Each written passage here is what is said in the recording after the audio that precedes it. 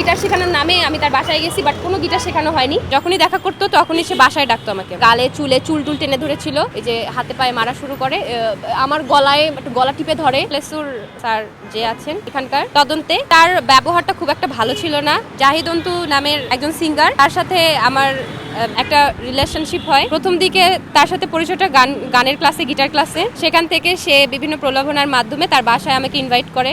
আমি সেখানে যাই। সেখানে আমাকে কোনো কিছু না বলেই অপ্রস্তুত ভাবে সে আমার সাথে ইন্টিমেট হয়, যেটাতে আমার কোনো ইচ্ছা ছিল না। ফার্স্ট টাইম হওয়ার পরে তারপর যখন আমি কান্নাকাটি করি এবং এই সম্পর্কের মানে বা বিয়ের বিষয়টা জানতে চাই, যে আপনি আমার সাথে এটা করেছেন, তাহলে তো বিয়ে করা উচিত, তখন সে আমাকে বলে যে ঠিক আছে আমরা একটা সম্পর্কে যেতে পারি, বাট এটা হাইড রাখতে হবে, চ্যাটিং সব ডিলিট করতে হবে, আমরা গোপনে এটা কন্টিনিউ করবো, পরে দেখা যাবে। সে এরকম একটা কমিটমেন্ট আমি বিশ্বাস করে তার সাথে একটা সম্পর্কে থাকি। তো তারপরে দেখা যায় যে সে বিভিন্নভাবে যখনই দেখা করতো তখনই সে বাসায় ডাকতো আমাকে। আমি যতবারই বাইরে দেখা করতে চেয়েছি সে ততবারই কোনো না কোনো ভাবে আমাকে বাসায় ডেকেছে। তারপরে যখন সম্পর্কের মানে চেয়েছি সে আমাকে ইগনোর করা শুরু করেছে এবং এখানে কোনো বিয়ের প্রতিশ্রুতি বা কিছুই দিতে চায়নি। তারপর আমি এখান থেকে বের হওয়ার জন্য তার সাথে একটা কন্ট্যাক্ট অফ করে দিয়েছিলাম। কিন্তু তারপর সে হঠাৎ করে আবার মানে এটা আগেও করতো সে, যে 1-2 মাস গ্যাপ থাকলেও সে নিজে থেকে মাঝে সাঝে নক দিয়ে আমাকে তার বাসায় নিয়ে যেত। আমার ক্যাম্পাস থেকেও একবার নিয়ে গিয়েছিল। তো পরবর্তীতে 3 মাস পর যখন সে নক করলো, প্রোডাক্ট শুটের নামে বলেছিল তার বাসায় আসতে। আমি বলেছিলাম রেস্টুরেন্টে কোথাও বসি, সে দেখা করতে চায়নি বাইরে কোথাও। তো বাসায় যখন যাই তারপরে সে আমাকে জানায় যে প্রোডাক্ট শ্যুটটা লেট হবে, তার ড্রেসটা আসতে আরও 10-12 দিন কিন্তু লেট হবে। সো সে আমাকে একটা মানে অন্য কিছু বলে তার বাসায় নিয়ে আসলো, যে প্রোডাক্ট শ্যুটটা ওই দিনই। তারপরে সে আমার সাথে আবার ইন্টিমেট হওয়ার চেষ্টা করে, আমাকে রেপ করার চেষ্টা করে। আমি এখান থেকে বাঁচার চেষ্টা করি এবং সে তারপরে আমাকে অমানবিক অত্যাচার শুরু করে, এই যে হাতে পায়ে মারা শুরু করে, আমার গলায় একটু গলা টিপে ধরে। আমি বারবার দৌড়া পালাচ্ছিলাম, বের হওয়ার চেষ্টা করছি, কিন্তু সে দরজা বন্ধ করে সে আবার করার চেষ্টা করে। পর্যায়ে তার ভাই কল দেয়, তখন আমি বলি যে আমি তার গার্লফ্রেন্ড। তখন সে একটু বাইরে গিয়েছিল মারামারি করে। তারপরে যখন এটা সে আবার ব্যাক করে জানতে পারে, তখন সে আবার এটার জন্য আমাকে আবার মারধর করে। সো তখন গালে চুল টুল টেনে ধরেছিল। তো এইভাবে আমি পালিয়ে আসি। তারপর আমি গুলশান থানার আশ্রয় নেই এবং তার নামে একটা মামলা করি। গুলশান থানায় আসার পরে আমি তার নামে যখন মামলা করি, তারপর সে আর তার ভাই ব্রাদার্সরা সহ আসে। সে কিছুক্ষণ পর থানায় আসার পরে সে বলে যে সে আমার গায়ে এগুলো কোনো টাচই করেনি, এই দাগগুলো নাকি আমার নিজের করা, সে আমাকে একদম স্পর্শ করেনি এবং আমার সাথে যা এতদিন যাবত করেছে এবং এখন করেছে গতকাল, সেটাও সে অস্বীকার করেছে। বলেছে উল্টা আমাকেই সে মানে দোষী সাব্যস্ত করার চেষ্টা করেছে অনেকভাবে। তো তারপরে তাকে কাস্টাডিতে নেওয়া হয়। সে ছিল গতকাল রাতে। তারপর তার ভাই ব্রাদার্সরা বিভিন্নভাবে এটা মীমাংসায় মিউচুয়ালি আসার চেষ্টা করে এবং তারা বিভিন্নভাবে 1 লাখ টাকা দিয়ে এটাকে ধামাচাপা দেওয়ার চেষ্টা করে। আমি এটাতে রাজি হইনি কখনোই। তারপরেও তাদের প্রেশারাইজ সব পাশ থেকে বলার কারণে একটা সময় যে আমিও ট্রমাটাইজ হয়ে বলে মানে যখন পাঠাচ্ছিল তখন আমি অ্যাকসেপ্ট করা স্টার্ট করেছিলাম।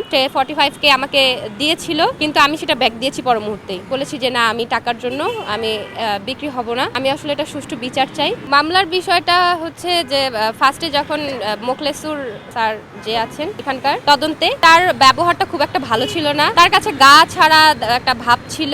আমি যখন বলছিলাম যে একটা মেয়ে হয়ে আমার এরকম সাহায্য দরকার, সেটা আমি তার আচরণটা এরকম ছিল যে আমি আসামি, সে ও জাহিদ অন্তুই হচ্ছে বাদী। কিন্তু বিষয়টা কিন্তু এমন না। আজকে হচ্ছে আমাদের দেশে নারীদের অধিকার বা নারীর যে নির্যাতন, এটার বিষয়ে কিন্তু সবাই আমরা সচেতন। তারপরেও দেখেন আমাদের যারা আজকে প্রশাসনে আছে তাদের মধ্যে কিন্তু এই জিনিসটা নেই, যেটা আসলে অনেক দুঃখজনক। কিন্তু আমাদের যে মানে গুলশান থানার যে নতুন ওসি এসেছে, ওসি স্যার দাউদ স্যার খুবই ভালো ছিলেন। সে খুব মনোযোগ দিয়ে আমার কথাগুলো শুনেছেন।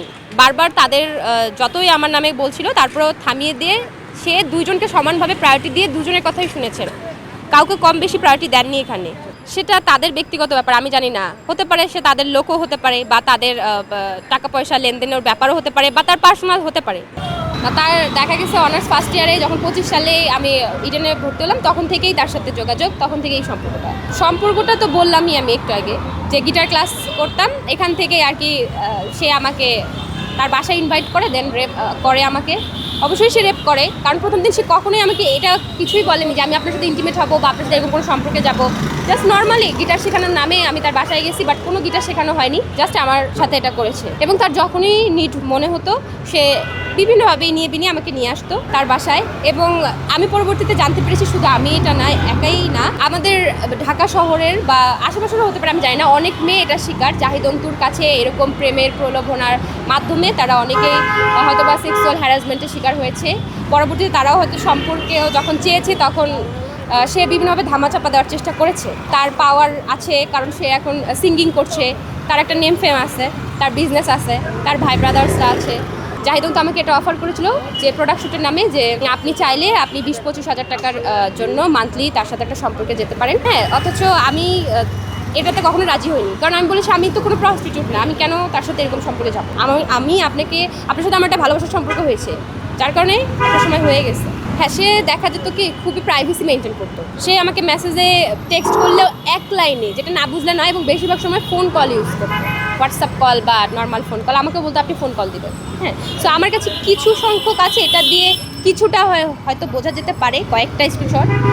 খুব বেশি ওভাবে গভীরভাবে উনি কখনোই মেসেজ করতো না, তার কারণে আমি দেখাতে পারছি না।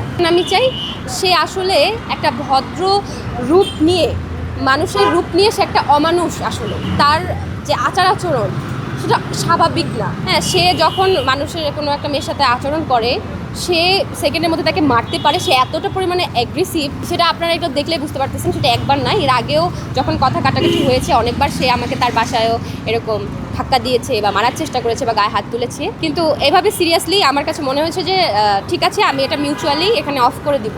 যখন আমি মিউচুয়ালি অফ করতে যাই, একটা গ্যাপে যাই বা 2-3 মাস ওর সাথে কথা বলি না, ব্লক করে রাখি, কোনো না কোনোভাবে সে আবার আমার সাথে যোগাযোগ করে, হয়তো বা আনব্লক করা হয় মাঝে সাঝে। তো তখন সে আমাকে প্রলোভনা দেখে তার বাসায় নিয়ে যায়, আবার সে সেম কাজটাই আমার সাথে করে। তো গতকাল রাতেও এই কাজটাই সে আবার আমার সাথে করতে চেয়েছিল, যেটা আমি করতে চাই। তাই এক পর্যায়ে ধস্তাধস্তি হয়।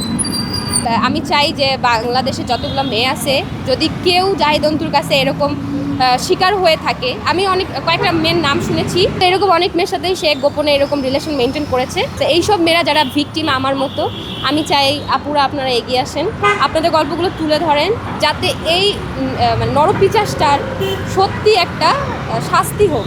দেখুন, সেই মানুষটা তো আসলে আমাকে ভালোবাসে, সে আমাকে ইউজ করবে। তো একটা সময় দেখা গেছে যে হ্যাঁ, আমি তাকে বিয়ে করতে চেয়েছি প্রথমে, কিন্তু আমি দেখছি যে সে মানুষ না। আসলে সে যদি আমাকে বিয়েও করে, সে এনি টাইম আমাকে মেরে ফেলতে পারে। হতে পারে আমাকে বউ করে নিয়ে যেয়ে তার বাসায় তার ভাই ব্রাদাররা মিলে, সবাই মিলে আমাকে মেরে ফেলতে পারে। সো আমার মনে হয় না যে এই সময় তার সাথে বিয়ের মতো একটা সম্পর্কে যে নিজের প্রাণ হানি করা। আমার কাছে মনে হয়েছে যে আইনি ব্যবস্থাপনার মাধ্যমে সে অবশ্যই একটা ক্ষতিপূরণ দেখ, এবং সাথে তার একটা জেল হোক, এবং এটা কিছুদিনের না, এটা একটা অনেক বছরের হোক, যেটা তাকে পরিশীলিত একটা মানুষ হিসেবে তৈরি করে। হ্যাঁ, সে যে অহংকার বা অমানবিক একটা মানুষ হয়ে গেছে, সে যখন তখন মানুষকে মারতেও দ্বিধাবোধ করে না, সেই জিনিসটা সে যেন মানুষ রূপে ফিরতে পারে। এই জন্য আমি আইনের কাছে সহায়তা চাই। আমার যারা আপুরা আছে, আমার যারা দর্শকরা আছে, সচেতন মানুষরা আছে, আপনারা এগিয়ে আসুন।